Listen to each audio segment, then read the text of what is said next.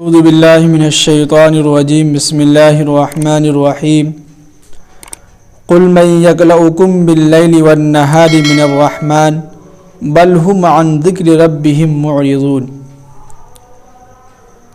یہاں سے جو ہے اللہ کے نبی صلی اللہ علیہ وسلم سے مخاطب ہو کے کہہ رہے ہیں کہ قل، آپ ان لوگوں سے کہیے کہ من یکلؤکم باللیل والنہار، دن اور رات، من الرحمن، رحمان جو ہے تم کو عذاب سے بچاتا ہے۔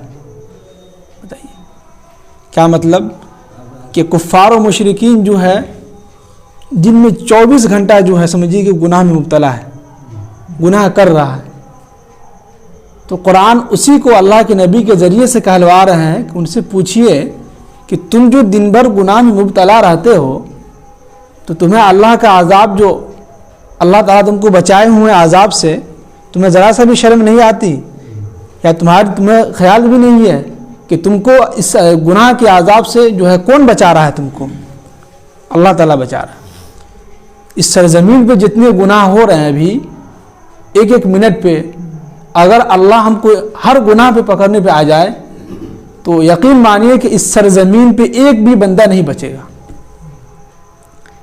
خاص طور سے سب سے پہلے جو کفار و مشرکین ختم ہوں گے، اسی کو جو ہے اللہ کے نبی کے ذریعے سے کہلوا رہے ہیں کہ جو لوگ کفار و مشرکین اللہ کے نبی کا مذاق اڑاتے تھے ان کو کہہ رہے ہیں کہ آپ ان سے کہیے کہ قل من یکلؤکم باللیل والنہار من الرحمن، کہ تم دن اور رات میں جو اتنے سارے گناہ کر رہے ہو تو اس گناہ کے عذاب سے تمہیں کون بچا رہا ہے؟ اللہ تو بچا رہا ہے، ظاہر سی بات ہے۔ نہیں تو جو یہ زمین جو ہے دن میں 70,000 مرتبہ جو ہے اللہ تعالیٰ سے جو ہے پرمیشن لیتا ہے کہ اللہ آپ حکم دیجیے ابھی ہم اس کو جو اپنے اندر نگل جائیں، زمین پھٹیں اور ہم ان کو جو اپنے اندر نگل لیں۔ آسمان جو ہے دن میں 70,000 مرتبہ جو ہے روزانہ اللہ تعالیٰ سے پرمیشن لیتا ہے کہ یا اللہ آپ اجازت دیں، فوراً اس کو ہم جو اپنے اوپر جو کھینچ لیں۔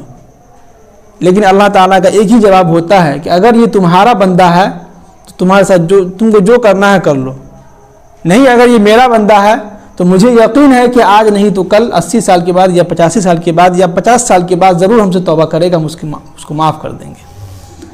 اتنا اللہ تعالیٰ غفور رحیم ہے۔ بل ہم عن ذکر ربہم معرضون، بلکہ یہ لوگ اتنے جو ہے نافرمان ہیں کہ ہمارے ذکر سے جو ہے منہ پھیر لیتے ہیں فوراً۔ جہاں کہیں بھی جو ہے قرآن و حدیث کی بات ہوتی ہے، جہاں کہیں بھی جو ہے ان کے اپنے اللہ کی یعنی اللہ کی بات ہوتی ہے، اللہ کے نبی صلی اللہ علیہ وسلم جہاں کہیں بھی جو ان کے سامنے اللہ کے تذکرہ کرتے ہیں کہ بھائی ایک اللہ کی مان کے چلو، تو فوراً یہ لوگ کیا کرتے ہیں؟ اس مجلس سے اٹھ کے چلے آتے ہیں۔ کفار و مشرکین یہ کرتے تھے۔ ام لہم آلہۃ تمنعہم من دوننا، اے نبی صلی اللہ علیہ وسلم آپ ان سے پوچھئے کہ کیا اس سرزمین کے اوپر میرے علاوہ کوئی ایسا خدا ہے تمہارے پاس جو تمہاری مدد کرتا ہو، جو تم کو بچاتا ہو؟ یعنی کہ اس میں یہ کہا جا رہا ہے کہ آپ ان سے کہیے کہ اس سرزمین کے اوپر میرے علاوہ کوئی ہے جو تم کو بچائے؟ یہ اسے یہاں مقصد ہے۔ بتائیے کتنی اچھی بات بتائی، قرآن کے ذریعے سے ہمیں اتنی اچھی تعلیم مل رہی، اتنے گائیڈنس مل رہے ہیں کہ کفار و مشرکین کو اور ہم لوگوں کو بھی یہ کہا جا رہا ہے کہ اس سرزمین پہ اگر کوئی ہے میرے علاوہ تو دیکھ لو۔ لا یستطیعون نصر انفسہم، بلکہ جو ہے ان کے جو خدا ہے وہ خود جو ہے کسی کی مدد نہیں کر سکتا، وہ خود اپنی مدد جو ہے کسی سے نہیں لے سکتا۔ اب بت جو ہے بتوں کے سامنے آپ جو کھانا پینا رکھ دیں، ان کے سامنے اپنی کتنی فریاد کر لیں تو وہ کیا سنے گا؟ وہ تو وہی بات ہوگا کہ کہ ابراہیم علیہ السلام کے ابو جو تھے آزر، انہوں نے کہا کہ جو تمہارے ابراہیم علیہ السلام کو تم ہمارے معبودوں کو جو ہے ہمارے خدا کو بلا بلا کہتے ہو، تو ابراہیم علیہ السلام نے کہا کہ جو ہے ذرا یہ بتلاؤ کہ تمہارا یہ جو معبود ہے جس کی تم عبادت کر رہے ہو یہ کچھ بولتا بھی ہے یا سنتا بھی ہے کہ نہیں؟ یہ یہاں پہ ہے۔ تو جس کی یہ لوگ عبادت کر رہے ہیں، جس معبود کی، جس بت کی، وہ تو خود جو ہے دوسرے کی مدد کی ضرورت ہے، محتاج ہے وہ۔ اٹھا کر دھراؤں کوئی تو اٹھا کر دھریں. اور وہ آگے فرمائیں کہ وَلَا هُم مِنَّا يُصْحَبُونَ، اور وہ جو ہے کہ دوسرے کی جو ہے مدد بھی نہیں کر سکتا، وہ ہے کہ نہیں.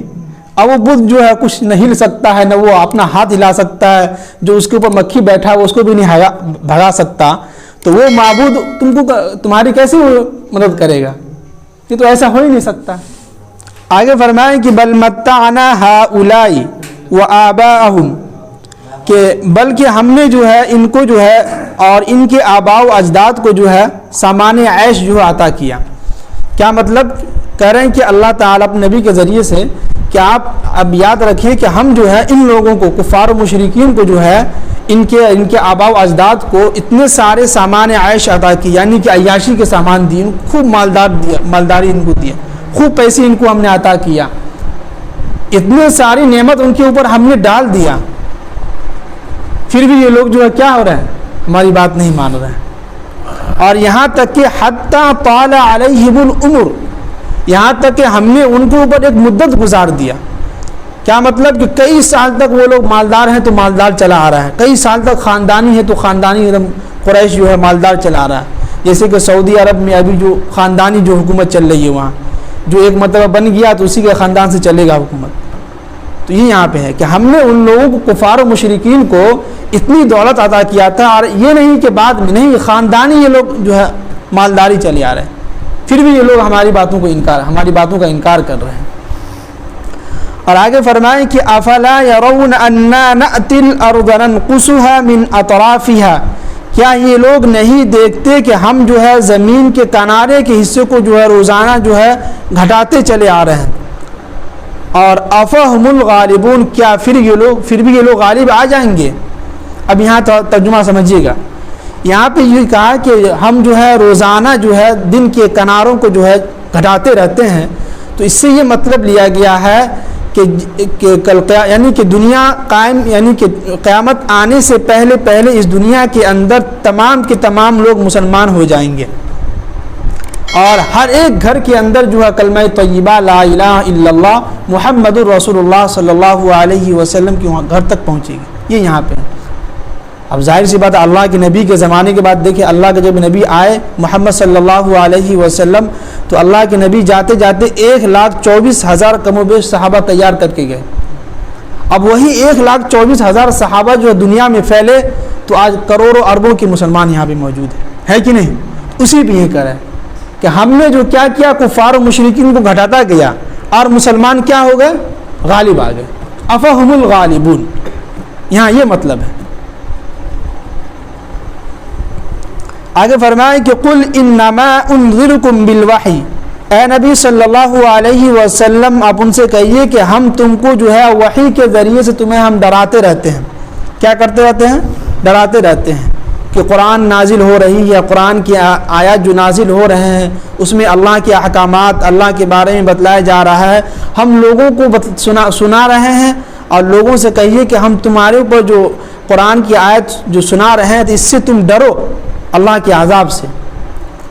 اور آگے فرمائیں کہ وَلَا يَسْمَعُ الصُّمُّ الدُّعَاءَ إِذَا مَا يُنذَرُونَ، لیکن یہ بہرے لوگ ایسے ہیں کہ جن کے سامنے ہم قرآن پاک کی آیت تلاوت کر رہے ہیں لیکن یہ لوگ ڈر نہیں رہے، اتنے ڈھیٹ ہیں یہ لوگ.